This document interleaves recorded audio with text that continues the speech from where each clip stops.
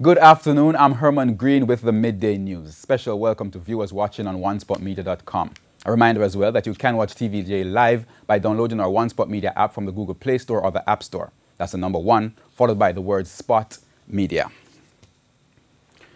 The St. Anne Fire Department has started its investigation into this morning's fire at the Bahia Principe Hotel in Runaway Bay, St. Anne. The fire destroyed a section of the roof of one of the towers. No one was injured. 3 units from the St. Anne's Bay and Brownstown Fire Department responded and brought the blaze under control sometime after 5 o'clock this morning. The fire created panic among guests at the hotel, and they were quickly evacuated from their rooms to other sections of the hotel property. It is not clear how the fire started, as fire experts are still investigating. We have more on this story in Prime Time News. The sale of some 427 acres of land in St. Catherine to developers has been approved and will see the development of residential and commercial properties.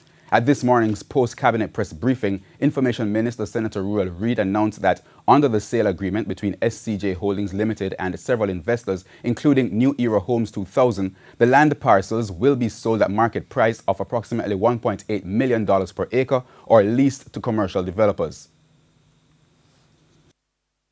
As I mentioned before, these lands are not prime agricultural lands. These are lands that really have not been in agricultural production for some time. We mentioned about the Megamart Club. They are, however, trying to utilize some of that for like BPO activities and so on. So both housing and commercial centers will be established, and I know that there is a contemplation for a BPO facility to be established as part of the development.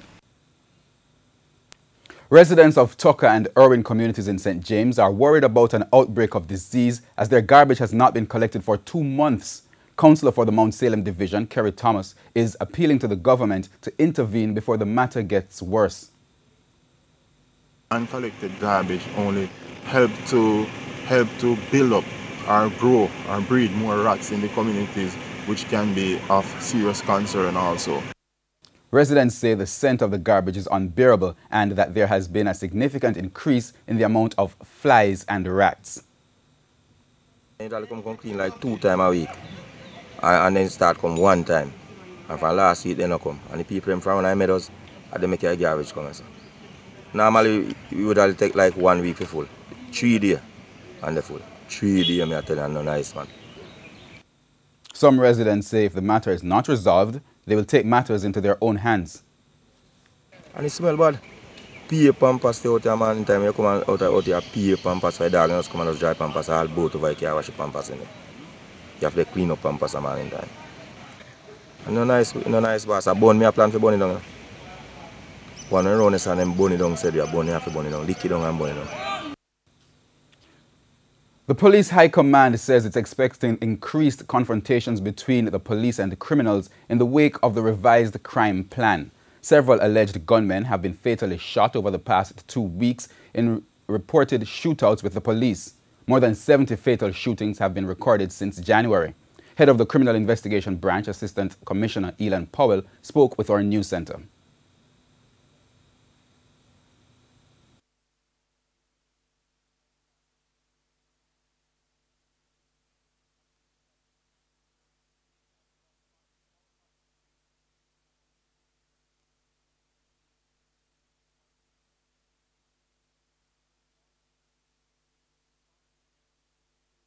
We are seeing more confrontations between gunmen and the police. Gunmen who are bent on creating mayhem and are attacking the police. Unfortunately, in some of those instances, the gunmen have been killed. But it's just a reminder, please don't take on the police. The police are trained and will react whenever they are taken on. He said more illegal guns are also being seized. West Indies Alumina Company Windalco is warning residents in and around the community of Alderton in St. Anne to exercise caution when purchasing beef products. The company said a red pole bull was stolen from its beef farm on Monday morning. It says the prized bull was improperly slaughtered and did not go through the proper channels of inspection, which would have made the meat fit for consumption. Windalco says the bull was primarily used for breeding purposes and was placed in the herd to increase the population of the red pole breed. It says the theft and subsequent killing of the red pole bull puts the breed at risk of extinction. Meanwhile, Windalco is thanking members of the Alderton community who alerted it to the theft. The nursery at the Cornwall Regional Hospital in St. James has been evacuated as noxious fumes are again affecting the institution. Our news centre was informed that 15 babies were transferred to another section of the hospital yesterday evening. Earlier reports indicate that special care nurses assigned to the nursery have been falling ill due to mold in the department. Several nurses for the morning shift in the nursery did not turn up for work yesterday. Chief Medical Officer Dr. Winston Delahaye provided details on the relocation of the patients. The nursery is one of the areas that we had made a decision that we wouldn't move, being near to the delivery room. So one of the certainly we've recommended, and it coincidentally is the same position as has come out of a meeting there this afternoon, is to relocate the patients on that particular floor where there's a complaint, the nursery, to another floor which is open in terms of being an open ward with no effective ventilation. An investigation conducted by the Pan American Health Organization earlier this year found that mold was the main cause of the noxious fumes at the Cornwall Regional. President of the Nurses Association of Jamaica, Janet Corfar, says over the past 2 weeks there have been more complaints of ill health from nurses in all departments at the hospital. And a team from the Ministry of Health will be heading to the Cornwall Regional Hospital today in the wake of reports that noxious fumes are again posing a problem at the institution. It will be led by Dr. Delahaye. The challenges, and in order to get a first-hand knowledge of what's happening, while I still await the comprehensive report, I'm heading down to Cornwall Regional to meet with the SMO, the CEO, and of course the nurses. Our chief nurse from the Ministry of Health is already down there, and so I expect to get a report from her. Ultimately, we certainly have the interest of all players at heart, including nurses, physicians, everyone, all healthcare workers, must ensure that there is normalcy in order to be in the best position to manage patients at Cornwall Regional. State Minister in Education Floyd Green has announced that the government is bringing back the Prime Minister Youth Awards. Mr. Green made the announcement at the United States Agency for International Development, USAID, launching ceremony this week. He said Jamaica needs to recognize and acknowledge young people who have done well. Part of the foundation of our direction in relation to youth is that they must be recognized, awarded, and celebrated when they do good. Hence, we're bringing back the Prime Minister's Youth Awards with some exciting new fields. One, innovation in science and technology. We'll be giving an award for that this year. Also, climate change, environmental protection. Because again, we have to align with the modern day realities of the engagement of our young people. He says there will be a new award for Jamaica 55, and the ministry will go into communities to find 55 young people who work at the community level.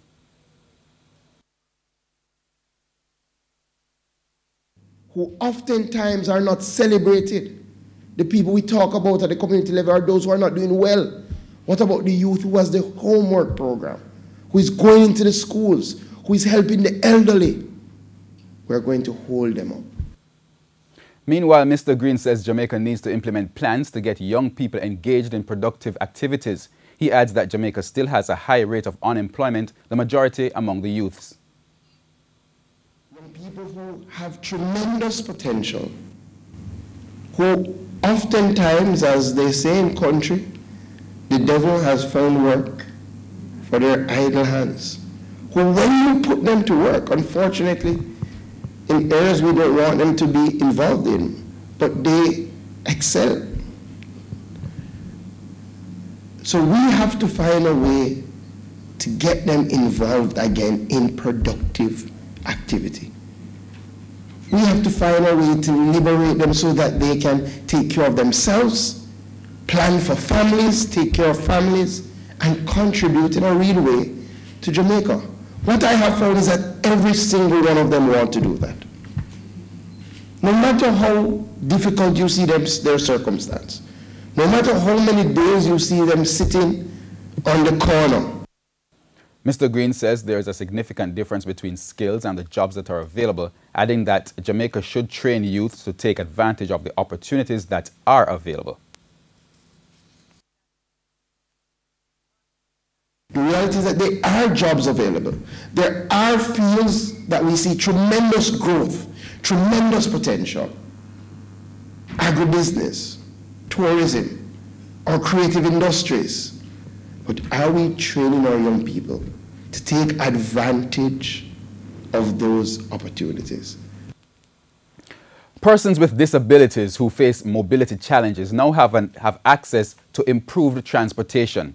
The Jamaica Association on Intellectual Disabilities, JAID, recently commissioned into service a vertical wheelchair lift purchased at a cost of $8 million, which intends to facilitate transport for persons who use wheelchairs, prosthetic legs, and adaptive aids such as crutches, canes, and walkers.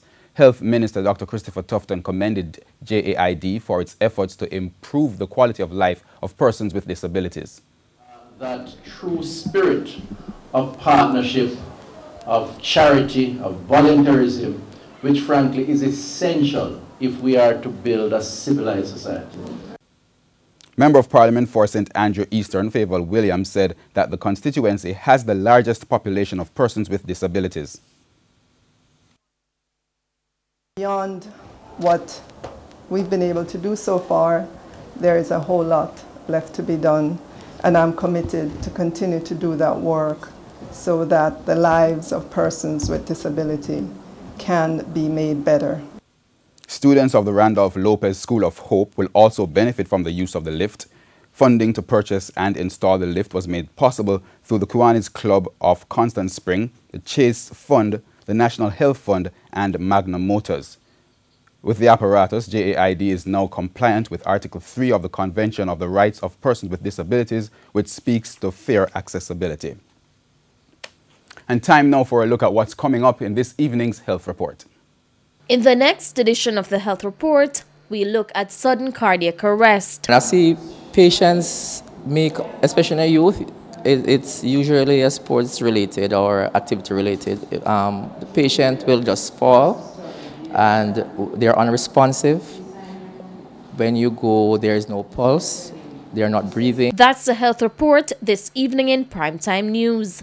And now for today's healthy living tip. There's no sure way to know if you're at risk of sudden cardiac arrest, so reducing your risk is the best strategy. Steps to take include regular checkups, screening for heart disease, and living a heart-healthy lifestyle with the following approaches. Don't smoke. Use alcohol in moderation. Eat a nutritious, balanced diet. And stay physically active. We go down to news overseas. Venezuelan President Nicolas Maduro has condemned what he called an armed terrorist attack on the country's Supreme Court. Maduro says a helicopter flew over the complex Tuesday, firing guns and launching grenades. He claimed that the attackers used a police helicopter that had been seized. It comes as a man identified as a police pilot who posted a video online declaring opposition to the government. We are a coalition of military, police officers, and civil officials in search of balance against this transitory and criminal government. We do not belong or have a political partisan tendency. We are nationalists, patriots, and institutionalists. This fight is not with the rest of the security forces of the state who continue to disagree. It is with impunity that is imposed against the disastrous government, against tyranny, against the death of the innocent lives fighting for their rights, against hunger, against lack of health care, against fanaticism. Images posted online showed a helicopter with the initials of the investigative police flying over Caracas. A person inside held out a banner displaying the title of a constitutional provision that allows citizens to oppose the government. The Thanksgiving service and the musical tribute for the life and of deceased Jamaica Football Federation President Captain Horace Burrell is now underway at the National Arena in St. Andrew. Burrell passed away on June 6. We have some live shots there. After ailing for some time of cancer in Maryland, USA. He did 2 stints as JFF president, 1994 to 2003, and 2007 to the time of his passing. Captain Horace Burrell will be laid to rest at the private burial at Up Park Camp after the Thanksgiving service. With the likes of Veronica Campbell-Brown, Karen Stewart, Shelly-Ann Fraser-Price and Asafa Powell all missing from Jamaica's team to the IAAF World Championships, there are concerns about the strength of the team. But 2 local track and field analysts believe the team is not a weak one, but rather one in transition. Jordan Fort reports. When Jamaica's team to the IAAF World Championships is announced, a number of new names will appear on the list. But is the team a weak one? I hear people say it's a weak team. I agree in some respect because it's weak in terms of experience. Not a lot of these athletes would have had an outing on the senior stage. More thinking of the men's side, the men's 400 comes to mind. None of these guys would have run an individual event at a world championship game or at a senior competition. Besides Nathan Allen last year, but that's regional. And I think that's where the weakness comes in. It's a transitional team. It's not the weakest team I've ever seen for Jamaica. I've seen weaker teams for Jamaica in the past. But in the golden era, since 2007, 2008, coming right through, this is probably the weakest team that we're going to select. And as far as experience is concerned, certainly many of these athletes have never been to a Diamond League before. They have never been to big meets before. But despite the relative inexperience of those who have qualified for the team, both analysts believe the nation can still rack up a similar number of medals as in recent years. I think we can get up to 11 medals, a low of 8 and a high of 11 or 12. When you consider that you still have Bolt, who's always my favorite in any race that he runs.